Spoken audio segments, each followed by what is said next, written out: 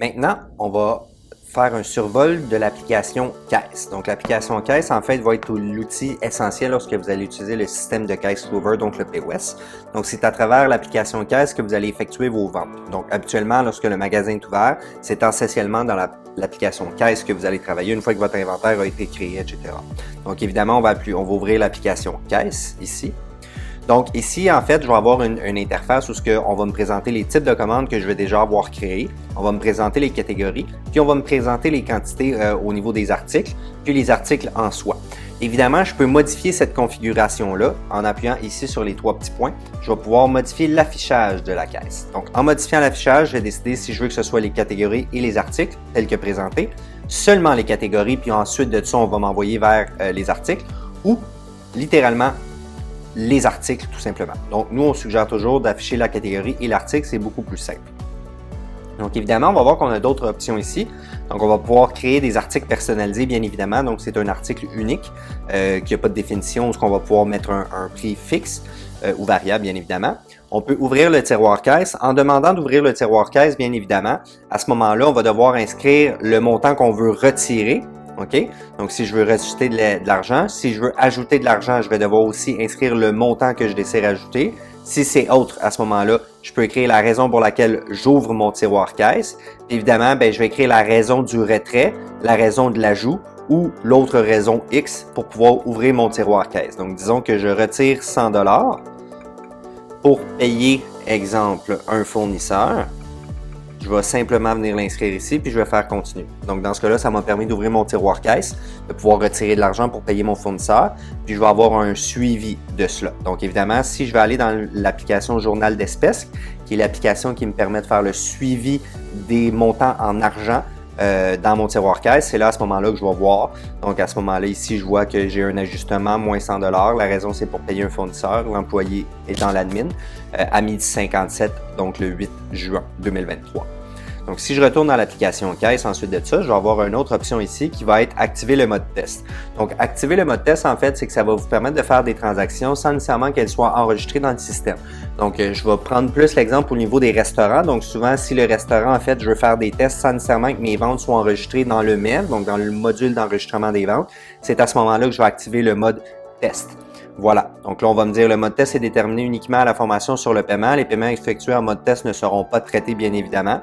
Donc, réactiver le mode test. Donc ici, je vois que je suis en mode test. Maintenant, si je veux sortir du mode test, je vais désactiver le mode essai. À ce moment-là, je vais désactiver le mode test, puis je reviens en live, tout simplement. Donc, évidemment, lorsque je vais venir sélectionner un article, disons que j'ai un client qui est devant moi, qui veut acheter, exemple, une paire de souliers de course. À ce moment-là, je vais sélectionner ma paire de souliers de course. Je vais pouvoir déterminer la quantité que je veux ici. Je peux mettre une quantité personnalisée, donc disons qu'il achète 100 paires de souliers de course. Ou sinon, il en achète seulement une. Donc, au fur et à mesure, je vais ajouter mes produits au niveau de ma commande. Donc, je vais voir qu'il va y avoir une commande qui va être créée ici.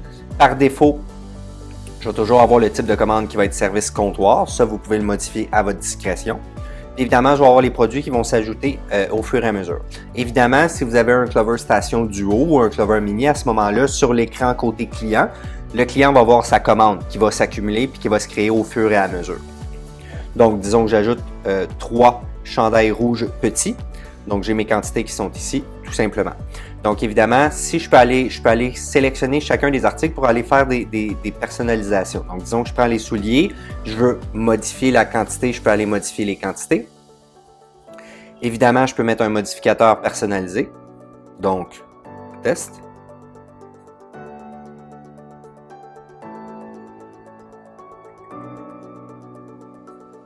Évidemment, je vais pouvoir venir ajouter un rabais. Donc, on se souvient que je peux avoir créé différents rabais. Donc, disons que j'ai un rabais carte cadeau moins 100 $. Je vais venir appliquer mon rabais uniquement sur mon article et non sur ma commande totale. Je peux bien évidemment venir supprimer mon rabais.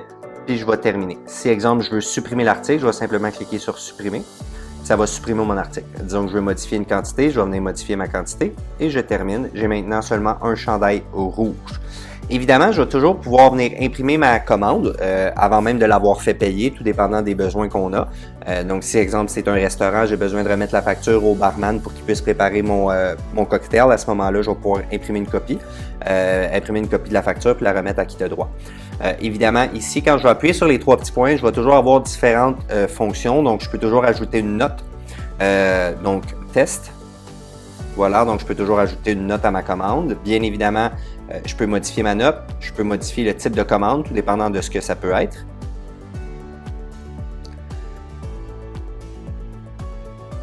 Service aux tables. Service comptoir, tout simplement. Voilà. Ensuite de ça, ce que je peux faire, c'est que je peux ajouter un rabais à une commande.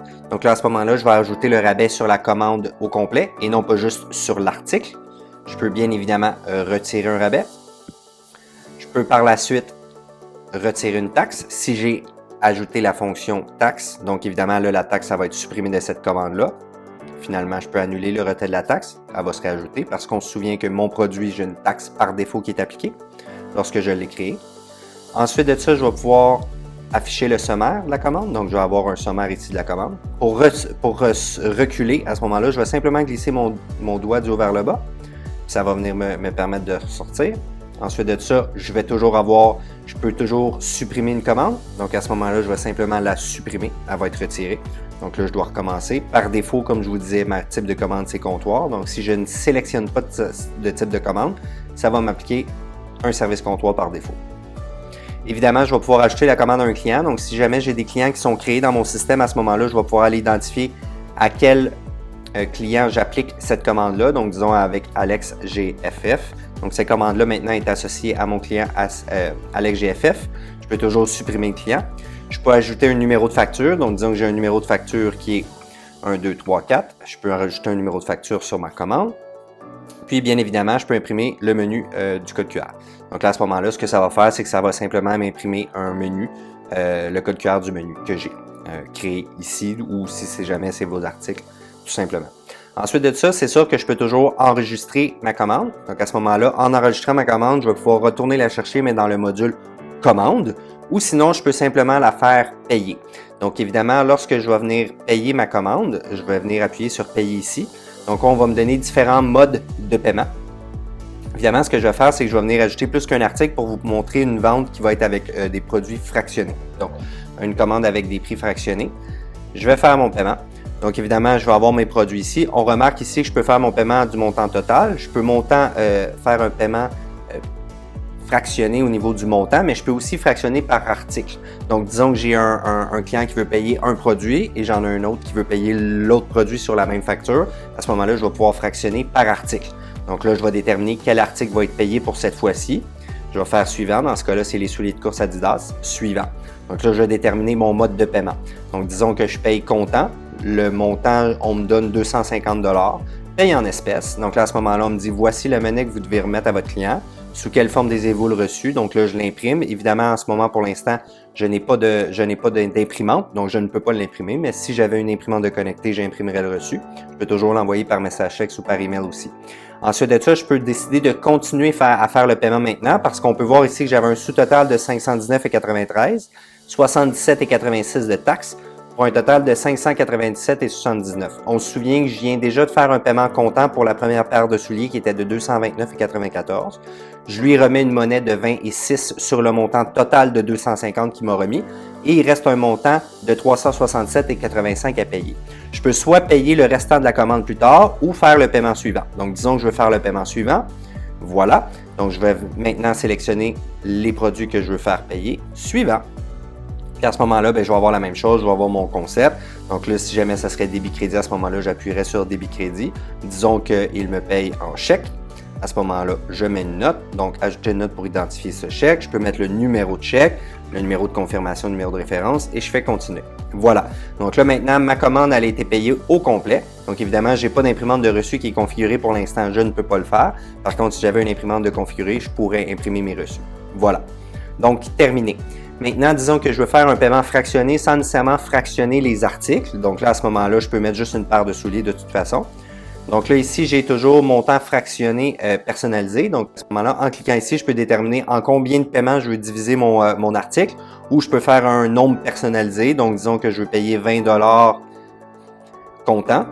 Et puis le reste, comme je vous disais tantôt ici, il me reste un solde de 209,94. Le reste, je vais le payer, par exemple, par chèque. Donc, le montant total payé par chèque. Je mets encore mon numéro de référence de chèque.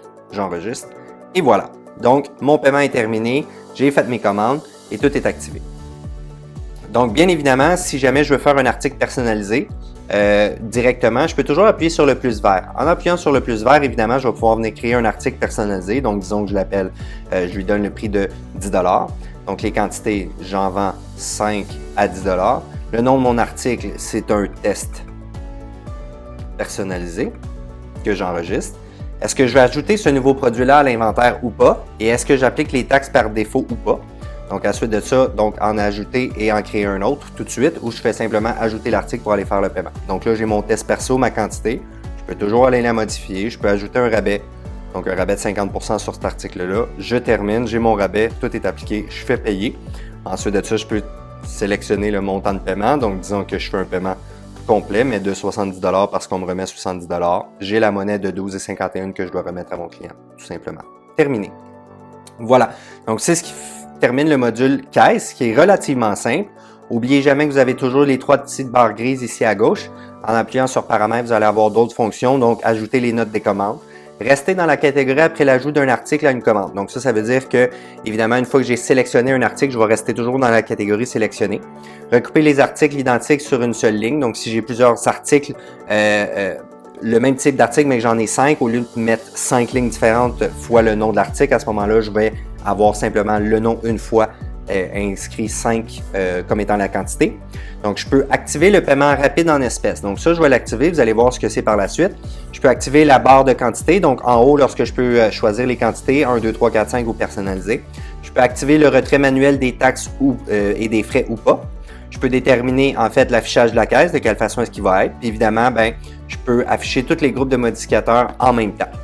Tout simplement. Donc, disons que je garde cette configuration-là. J'ai ajouté mon paiement en espèces rapides. Donc, je vous donne un exemple. Disons que j'ai mon chandail. Ici, maintenant, j'ai de l'espèce rapide. Donc, disons que je veux aller rapidement. Le client me donne un 20 $, un 25 $ par exemple. Voilà, j'ai fait mon paiement. On me dit félicitations, Benoît d'annuler cette transaction. Vous pouvez toujours, si vous activez la fonction, rembourser ou annuler une transaction instantanément. Si par contre vous ne voulez pas que ça arrive, vous pouvez simplement désactiver cette fonction-là, ça peut éviter aussi des erreurs. Donc là, évidemment, on me dit, voilà monsieur, vous devez remettre une monnaie de 2 et 6 sur le billet de 25 $ que le client vous aura terminé. Donc voilà. Si maintenant je vais dans paramètres ici, je peux toujours aller voir les paramètres supplémentaires. Donc là, ça va m'amener dans le module configuration en tant que tel, où ce que là, je vais avoir tous mes paramètres. On pourra y revoir plus tard. Donc, c'est aussi simple que ça. Je peux reculer. Donc, c'est ce qui termine le module caisse. Ensuite de ça, on va pouvoir transférer vers le module commande.